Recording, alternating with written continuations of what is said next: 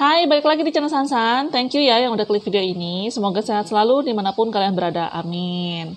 Cerita kali ini adalah film berjudul Hi Mom atau nama lainnya adalah Hello Li Huanying, yang mana film ini menduduki posisi nomor 1 box office dunia tahun 2021, yang otomatis menjadikannya film terlaris tahun ini. Sang sutradara Chia Ling, yang menjadi tokoh utama, membuat film ini sebagai bentuk penghormatan untuk mamanya sendiri yang sudah meninggal dunia. Sama seperti di film ini, mamanya meninggal sesaat sebelum atau saat dia baru mulai masuk kuliah. Jadi film ini sangat personal lah ya untuk si sutradaranya. Walaupun genrenya komedi, tapi menuju akhir film kita malah dibikin terharu banget, bahkan sampai nangis. Yuk langsung aja ke ceritanya. Film ini menceritakan seorang anak perempuan bernama Chia Xiaoling atau disingkat Ling aja ya, yang terlahir dengan tubuh yang gemuk, yang mana membuat dia berpikir kalau dia nggak cantik, seperti anak-anak gadis lainnya. Ditambah dengan nilai akademisnya yang kurang, membuatnya berpikir kalau dia nggak ada bagus-bagusnya. Sampai suatu hari dia menyadari bahwa mamanya semakin hari semakin menua, tapi belum ada satu hal pun yang dia lakukan dengan baik untuk mamanya. Karena hal inilah, Ling jadi nekat bikin semacam surat atau sertifikat palsu gitu, yang menyatakan dia diterima di suatu perguruan tinggi yang bagus. Saking senangnya, mamanya bikin pesta kecil, ngundang teman-temannya buat beritain kabar baik. Tapi di momen itulah, Ling ketahuan kalau dia berbohong. Ling meminta maaf dan mengatakan bahwa dia melakukan itu karena ingin mamanya senang dan berjanji suatu hari nanti dia akan sukses. Pas di perjalanan pulang itu, mereka ngalamin kecelakaan yang mengakibatkan mamanya kritis. Di saat inilah tiba-tiba Ling kembali ke masa lalu, di mana dia bahkan belum lahir. Dia ketemu sama mamanya versi muda dan teman-temannya. Ada Paman Changqiang dan Bibi Yumei.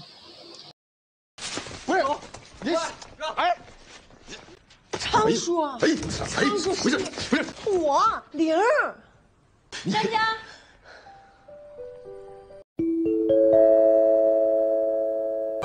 你少来这套呢！ Mamanya berpikir Ling adalah salah satu sepupunya yang berasal dari kota. Ling iya-iya aja, supaya bisa lebih dekat sama mamanya.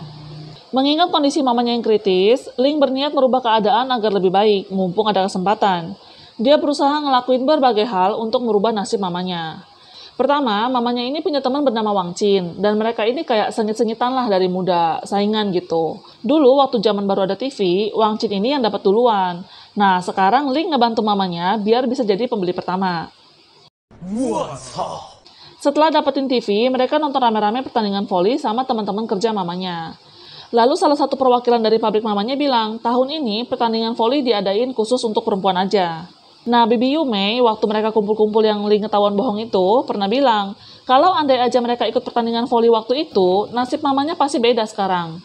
Jadi Ling bersikeras bujuk mamanya buat ikut pertandingan. Mereka berusaha ngumpulin teman-teman buat gabung jadi tim mereka. Saat latihan voli, Yumei ngalamin cedera tangan, jadi harus digantiin sama Ling. Ling yang kurang ahli main voli dan karena ada insiden kepala pitak teman mereka terekspos, akhirnya mereka jadi kalah. Ling mengira kalau menang itu kayak semacam bisa dipromosiin gitu, tapi ternyata enggak. Perubahan nasib yang dimaksud ternyata si manajer yang ngelihat mamanya Ling saat pertandingan, jadi tertarik buat ngejodohin dia sama anaknya yang bernama Shen Guanglin. Hal ini bikin Ling shock karena dia nggak berpikir perubahan hidup yang dimaksud adalah hal kayak gitu. Dimana itu artinya, kalau mamanya nikah sama orang lain, berarti dia nggak akan terlahir jadi anak mamanya kan? Tapi dia mutusin buat maju terus demi merubah nasib mamanya. Ling yang pada zaman itu malah bisa punya teman bernama Leng Te, ngebantuin Guanglin untuk PDKT sama mamanya, dengan cara bikin mereka seolah-olah bisa nonton bareng tanpa sengaja, tapi misi gagal.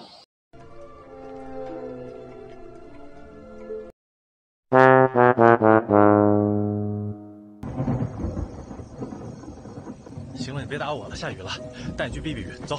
我想在雨里走走，哪是雨水，哪是泪水。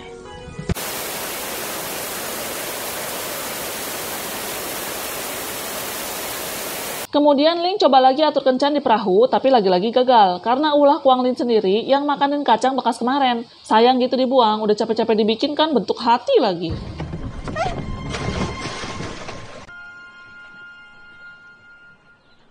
Masih belum nyerah, Guanglin yang awalnya mau ikut pertunjukan bakat yang diadain di pabrik dengan perform paduan suara, disuruh ubah sama Ling jadi pertunjukan komedi, karena mamanya suka sama cowok yang humoris. Pertunjukan yang udah mereka siapin di awal terlihat garing, walaupun sebenarnya lawakannya berhasil, tapi orang-orang terlalu takut buat kasih respon karena dia anak manajer. Malah insiden yang nggak sengaja terjadi dapat respon yang luar biasa. Setelah acara itu, Ling dan mamanya pergi minum. Ada adegan yang bikin haru, di mana saat mereka ngobrol, Ling ngomong seolah-olah dia bisa baca masa depan dan bilang kalau nanti mamanya ini akan punya anak perempuan yang cantik, pinter, dan bikin bangga, which is kebalikan dari dirinya. Tapi mamanya bilang kalau dia nggak ngarepin apa-apa dari anaknya, karena yang paling penting nanti anaknya itu sehat dan bahagia. Keesokan paginya mamanya tiba-tiba ngabarin kalau dia udah nikah sama cowok bernama Wen Tian, yang mana itu adalah bapaknya si Ling. Dia bilang kalau mereka udah pacaran selama 3 tahun. Ling yang syok minta mamanya buat cerai mumpung masih baru. Nah, akibat mereka debat itu, akte nikah mamanya jadi rusak. Kemudian mamanya pergi buat ketemu suaminya. Ling ngikutin dan jadi ketemu sama bapaknya versi muda. Dia happy ngeliat mereka dan gak bisa maksain juga mamanya buat pisah dari bapaknya. Ya, secara pasti dia juga pengennya mamanya tetap sama bapaknya kan. Ling merasa udah waktunya dia kembali ke masa depan, lalu dia pamitan sama Leng Te. Padahal si Leng Te ini naksir sama Ling, tapi nggak sempat ngomong. Cuma nggak mungkin juga Ling mau sama dia kan, secara mereka beda alam.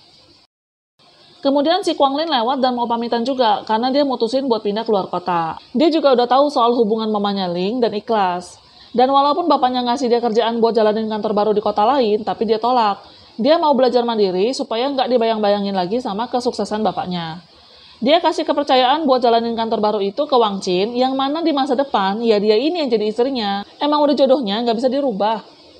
Chang Chiang juga datang karena dengar Ling mau pergi dan bekelin dia makanan buat di perjalanan. Lalu mereka bertiga berpamitan. Setelah beberapa saat, ditunggu-tunggu, nggak ada perubahan. Dia tetap aja masih di situ, nggak bisa balik. Akhirnya dia istirahat dulu sambil makan bekal yang dibawain Chang Chiang. Lalu mereka ngobrolin soal celana Ling yang ada jahitan lucu. Nah, di sini nih plot twistnya. Ling bilang kalau itu dijahitin sama Ying, yaitu mamanya ya. Lalu dia cerita kalau mamanya suka jahitin celana dia yang robek waktu sekolah dulu. Yang Ling tahu, mamanya dulu baru bisa jahit kayak gitu semenjak dia sekolah. Sedangkan ini kan posisinya mamanya aja baru nikah, otomatis belum punya skill kayak gitu kan. Nah, berarti yang kembali ke masa lalu bukan dia doang, tapi juga mamanya.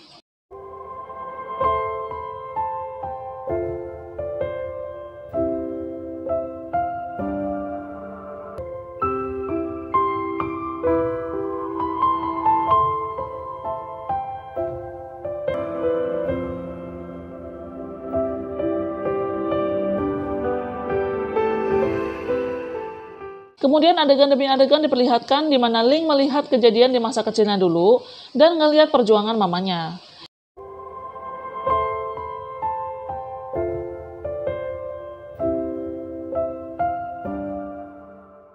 Kemudian dia sempat bertemu lagi dengan mamanya sebelum akhirnya dia kembali ke masa depan. 你要健健康康，开开心心的。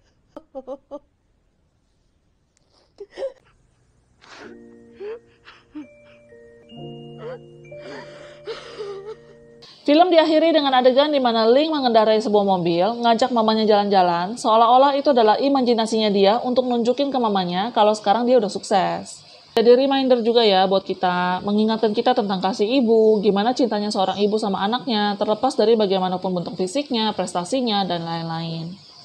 Oke, sekian arus cerita kali ini. Thank you ya yang udah nyimak. See you next time. Bye-bye.